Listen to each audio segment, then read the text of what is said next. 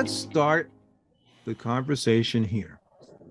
The Russia-Ukraine war is going to continue to fuel increased warfare in cyberspace against NATO nations, and one of the side effects will be more instances of critical infrastructure ransomware. Doug, Ron, care to flesh out that prediction? Sure, I'll start and then Ron can jump in. I think we all look at the overall trends that are happening in the marketplace, and certainly we see new threats coming out on a regular basis. We see increases in the macro level of impacts to businesses as well.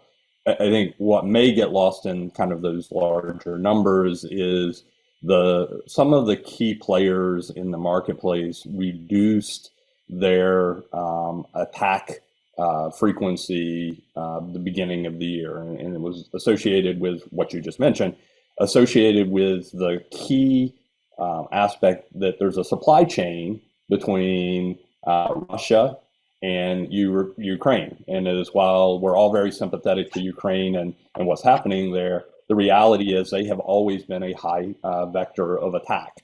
And so when you break that supply chain from a historical perspective of those who produce ransomware and those who use ransomware in the marketplace, you have an interruption.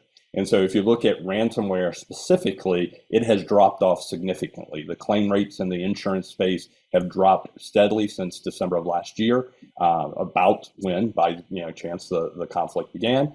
And ultimately, we're starting to see some of those groups regroup on each side of the border.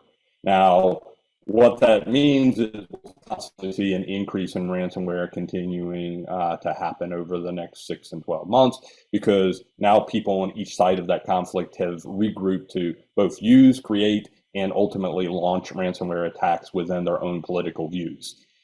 The only other thing I would add to that is from a political views perspective, when you think about how the world will evolve from here, is what influences will NATO, the U.S. have on Ukraine that could potentially also influence Ukraine's activities within its own borders as well.